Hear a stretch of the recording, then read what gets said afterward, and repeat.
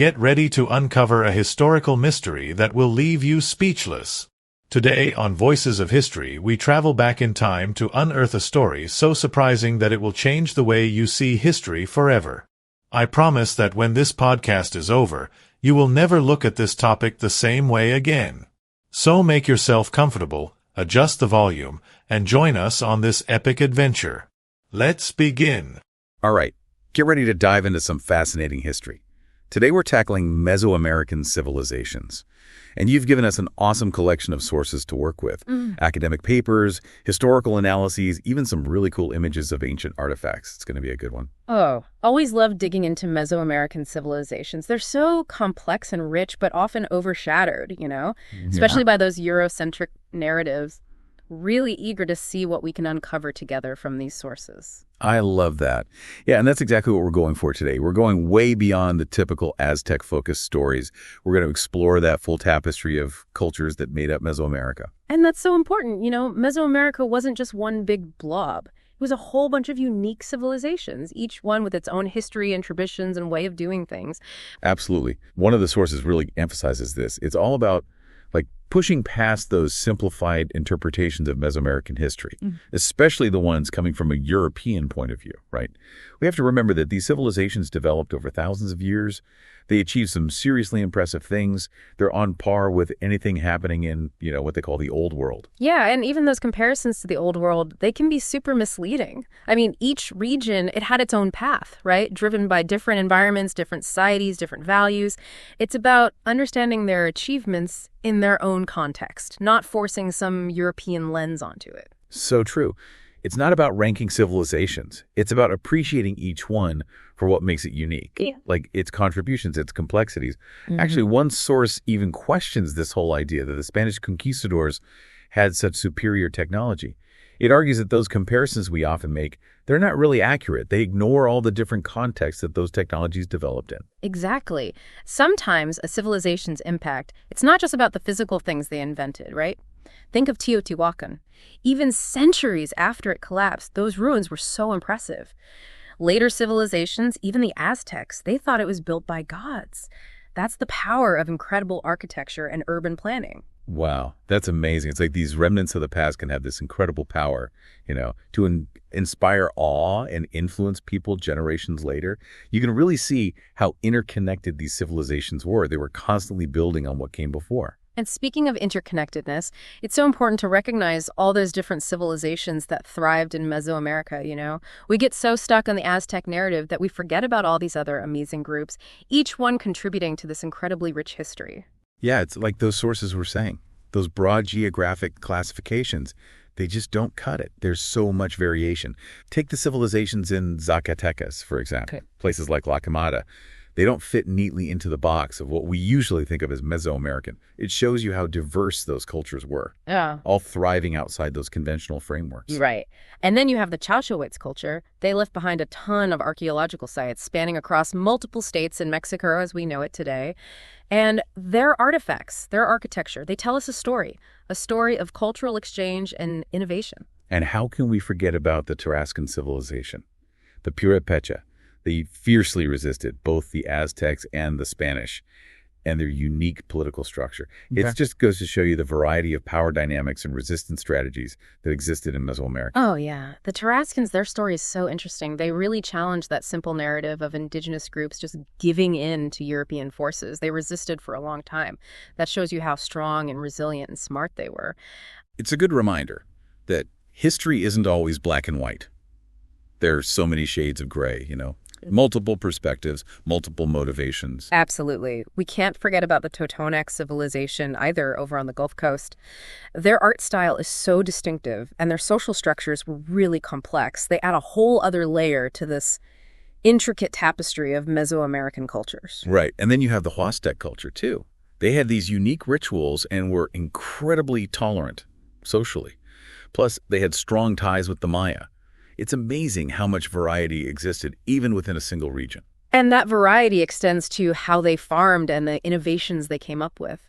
One source really digs into the importance of maize corn in Mesoamerican life. It wasn't just a food source. It was deeply ingrained in their myths and rituals, their entire worldview.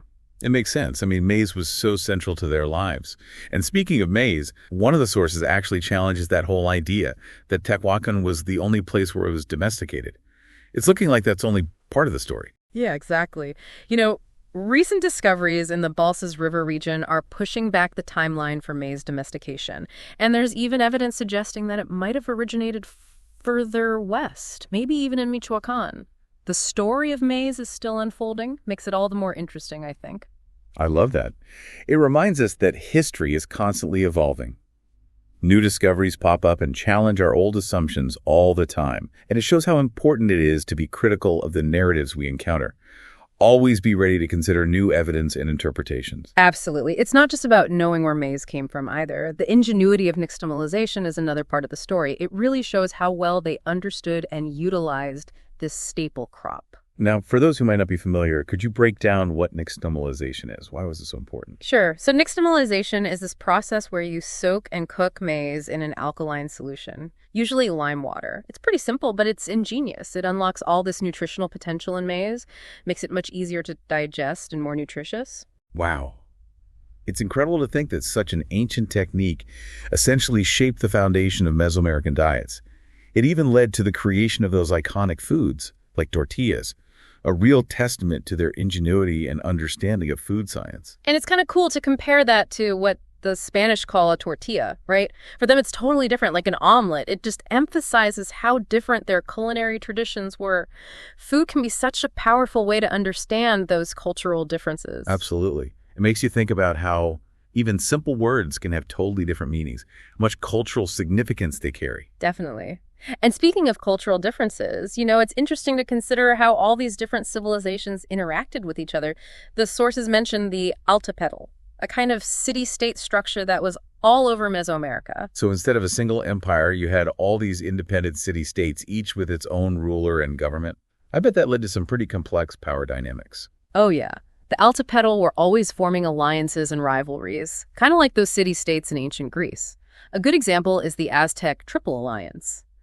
But, contrary to popular belief, it wasn't really an empire, more like a coalition of three powerful altepetl, Tenochtitlan, Texcoco, and Tlacopan. They each had their own agenda and a certain amount of autonomy. It's so easy to think of these historical groups as being static and uniform.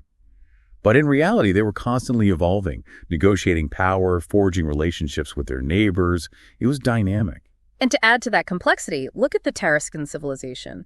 Their approach to diplomacy was so unique. They relied on personal verbal interactions, totally different from the Aztecs, who were more centralized and often relied on military might. It's like we're seeing a whole spectrum of political systems within Mesoamerica, each one with its own way of handling power, alliances, conflicts. And of course, religion and ritual played a huge role in these societies too, shaping their worldviews and influencing their political decisions. Absolutely. We can't just impose our modern ideas of politics on the past. It's important to understand them on their own terms, recognizing all the different political structures and strategies they used. And that makes me wonder, how do we even define an empire in the context of Mesoamerica? It's not so simple, right? It's a tricky question. Some sources even use the term proto-imperialism to describe some societies, drawing parallels to those early Sumerian city-states. But, like you said before, it's less about finding the perfect label. It's more about understanding the processes, the unique things going on in each society. Right. It's about looking beyond simplistic origins. It's about appreciating all those nuances and complexities that shaped these civilizations, not trying to force them into neat categories. Exactly. And this nuanced understanding, it's super important when we talk about the Spanish conquest of Mesoamerica. Because it's not as simple as advanced Europeans just sweeping in and taking over. Right. No, not at all. The conquest was a complex process with a lot of different factors at play, not just military power. We have to consider the effects of European diseases, the political tensions that already existed in Mesoamerica, the strategic decisions made by both indigenous groups and the Spanish. One of the most striking things in these sources is the devastating impact of those European diseases. It's hard to read about how diseases like smallpox were already ravaging the populations before large-scale fighting even began. The population decline was unbelievable. Whole communities were wiped out by diseases they had no immunity to. It's difficult to overstate how much that weakened them and made them more vulnerable to the Spanish. It's a sobering reminder of how contact between different parts of the world can have such unintended consequences. It also challenges that idea that the conquest was solely due to superior European military strength. And we have to factor in the indigenous alliances that existed. The conflicts and alliances within Mesoamerica played a huge role in how the conquest unfolded. For example, the Tlaxcalans allied with Cortés, and that was crucial to his victory over the Aztecs. Right, so indigenous peoples weren't just passively waiting to be conquered. They were making strategic decisions based on their own political interests, their own rivalries. It's a much more complex picture. It is. And if you compare how quickly Cortés conquered the Aztecs to how long the Spanish campaigns lasted in northern Mexico, you can see that the resistance varied a lot. It wasn't a uniform response. Each encounter was shaped by its own unique circumstances. I love how these sources are pushing us to move beyond those oversimplified stories, to really engage with the complexities of the past. It's about recognizing that indigenous people had agency and understanding the conquest as this multifaceted process, not something that was destined to happen. Exactly. And that brings us to another important point from the sources. We have to be critical of historical sources. We can't just accept everything at face value, especially when we're dealing with events as complex as the conquest. It's about recognizing that every source has a perspective, right? Potential biases, an agenda that might influence how they interpret what happened. Exactly. Both Spanish and indigenous accounts are shaped by their cultural viewpoints, their political motivations. For example, there's often a tendency to exaggerate the numbers involved in battles, so it's hard to figure out the actual scale of the fighting. It's like trying to put together a puzzle, but some pieces are missing and others are warped. You need to be careful and skeptical to get a clearer picture. And remember, indigenous accounts, even those recorded soon after the conquest, they were already influenced by European ways of thinking about history and literature. It adds another layer of complexity. Wow. So even those accounts that seem to come from an indigenous point of view, they might be subtly shaped by that dominant European narrative. That's really important to be aware of. It is. A good example is the scarcity of Totonac artifacts in museums in Veracruz. You know, they had a strong presence in the region, but their artifacts aren't well represented. It suggests that local narratives about history, which might be influenced by those dominant narratives, have shaped what we know and what we don't know about certain cultures. It's a reminder that what we see in museums and textbooks, it's often a very curated version of history, shaped by all sorts of things, including power dynamics and societal biases. Absolutely. It all comes back to a key theme from these sources. History isn't static. It's not objective. It's a product of interpretation shaped by who's writing and telling the story. By understanding those potential biases, we can work towards a more accurate and nuanced understanding. It's about approaching history with humility, recognizing that our understanding is always evolving, that new evidence and perspectives can change things, embracing the complexity and being part of this ongoing conversation with the past. Yes, and that conversation requires us to seek out diverse voices and interpretations. We need archaeological evidence, linguistic analysis, and crucially, we need indigenous voices and interpretations to weave a more complete and accurate story of Mesoamerica. It's about moving beyond those dominant narratives. Yeah. Looking for more inclusive and multifaceted understanding of these civilizations. And that's exactly what we're doing here today. It's like we're putting together this massive, super intricate mosaic, and every source we look at adds another piece to the bigger picture. And speaking of complex pictures, these sources bring up the challenge of trying to define periods in Mesoamerican history. Like dividing it all up neatly, it seems almost impossible. Yeah, it's definitely tricky. I mean, those frameworks we use, like pre-classic, classic, post-classic, they can be helpful, for organizing or thinking broadly, but they can also be way too simplistic. You end up with generalizations that hide how dynamic and diverse those cultures really were. Right. And one source even mentions a scholar who categorized it all into like militaristic city-states and empires and imperial metropolises. Sounds kind of dramatic, doesn't it? It does. And I think that's because they're trying to force a European framework onto something totally different. Not every society in Mesoamerica followed the same path. Even those that expanded a lot, they did it in ways that were unique to them, not like those European empires. That makes sense. And we see this when the sources talk about the Aztecs and Tarascans, Yeah. right? Both were powerful, but their structures and how they expanded were totally different. Exactly. The Aztecs, they were all about tribute and military control. That's one model of power. But then you have the Tarascans with their decentralized system and their focus on diplomacy. It's a whole other perspective. It shows us that we need to go beyond those simple labels and appreciate how each civilization approached power, how they governed themselves. It's fascinating. And even within those broader periods, like the classic period, there's so much going on. We usually think of the Maya when we talk about that period, but you also have Teotihuacán flourishing in central Mexico, plus other regional powers popping up and interacting in all these complex ways. It was a time of amazing cultural exchange, ideas, technologies, artistic styles spreading across huge distances. It shows that Mesoamerica wasn't just a bunch of isolated cultures, but a really interconnected region, constantly buzzing with activity. It's like we need a timeline that goes in multiple directions to capture all that ebb and flow, all that power and influence shifting around, cultures mixing. And then, of course, the Europeans show up as a whole other layer to the story. Totally. And the conquest itself, it wasn't just one event. It was a long process, and it played out differently in different regions. And the impact, we're still feeling it today, still shaping how we understand Mesoamerica. So much to think about. With all this complexity, what are the big takeaways from our deep dive so far? What do we want our listener to really remember?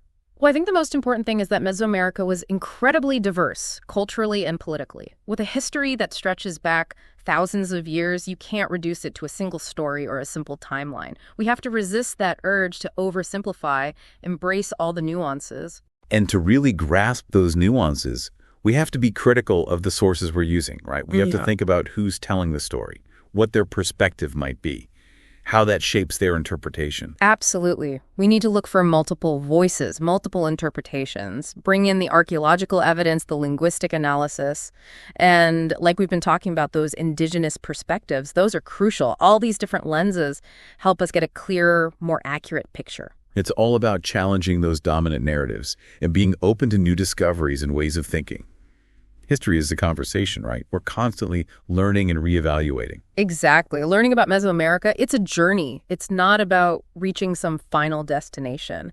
And there are so many resources out there, academic research, online databases, museum collections. There's so much to explore, even after this deep dive ends. One thing I really appreciate is how some of these sources include personal stories and experiences from the researchers themselves. It reminds us that history isn't just about facts and dates. It's about people. It's about their stories. Yeah, that's important. Sometimes I get lost in the academic side of things. Forget to bring in those personal touches that make history come alive. Good to have your enthusiasm reminding me. Well, someone's got to keep things lively. But speaking of lively discussions, what really stood out to you in these sources? I'm curious to hear your take on it all. There were a few things that really grabbed me. First, that whole deep dive into the importance of maize. That was fascinating. We take corn for granted these days. But when you really think about it, the history, the ingenuity of nixtamalization, it was absolutely essential for these civilizations to develop the way they did. It's like maize itself is a window into their whole world. Their culture, their technology, even their worldview. Absolutely. And on a similar note, challenging that whole Teotihuacán origin story for maize domestication was also really interesting. It just shows how research is constantly pushing our understanding forward. I love that. Yeah. It reminds us that history isn't set in stone. It's always evolving. What we think we know today could change completely tomorrow. And the third thing that really struck me was the discussion about the conquest and those indigenous alliances. It goes beyond that simple us versus them story. Makes us think about all the different motivations at play, the power dynamics, the opportunism, all these things that shaped such a pivotal moment. And it highlights the agency of indigenous peoples, right? They weren't just victims. They were active players, making choices that impacted how everything played out, even if the end result was their subjugation. That's so important to remember. And all of this ties back to that bigger theme of challenging those Eurocentric interpretations. By bringing in those indigenous voices, those indigenous perspectives, we get a much more nuanced and accurate picture of Mesoamerica before and after the Europeans arrived. It's about recognizing that history is multifaceted, that there are multiple perspectives and interpretations. Weaving them all together gives us a richer and more complete tapestry. Exactly. And as we head into the final part of our deep dive, I think it's important to remember that the story of Mesoamerica didn't end with the conquest. Those indigenous communities, their knowledge, their traditions, their resistance, it all continued to shape the region for centuries. That's a good point. It's about acknowledging their resilience, their adaptability, their ability to keep going, to transform, even when faced with such profound changes. Which brings us to the question of legacy. How did these civilizations leave their mark on the world even after all that upheaval? One source touches on this. It talks about how indigenous knowledge and practices persisted even under Spanish rule. It shows that cultural exchange isn't always a one-way street. Yeah, it's so interesting to think about how much survived after the conquest. One of the sources talks about how even during the colonial period, people were still using pre-Hispanic navigation techniques, especially along the Voces River. Those pueblos balseros, those rafter villages, it's a striking image, isn't it?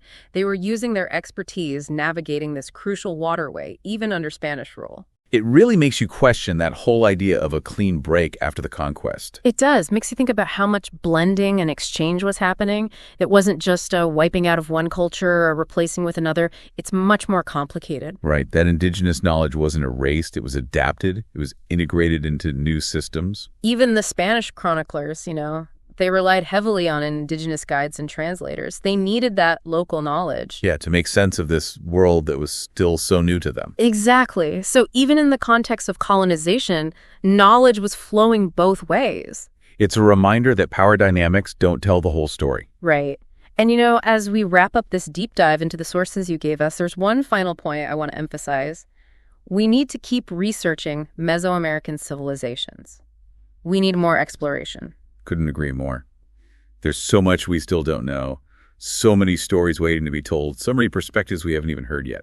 That's what I love about history, It's not a done deal. It's an ongoing process. We're always discovering, reinterpreting. As new technologies come along, as research expands, who knows what we'll find? Makes you wonder what our future deep dives might uncover. What other connections, what surprises are out there? I'm really excited about underwater archaeology. Imagine what we could learn from shipwrecks. Submerged settlements. We could learn so much about pre-Hispanic trade routes, about how they navigated the seas. It's an amazing time to be studying Mesoamerica, and I have a feeling this won't be our last exploration together. I hope not. I hope you'll join us again when we do. Ready for another deep dive? I wouldn't miss it. And to our listener, keep exploring. Keep asking questions. Never stop learning. You never know what amazing things you might discover. What a story! Did you ever imagine something like this? Tell me in the comments what you think and what other historical mystery you would like us to investigate.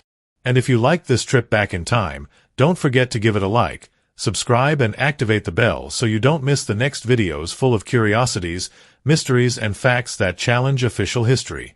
See you in the next Voices of History video, because history is not just what we were told. Until next time.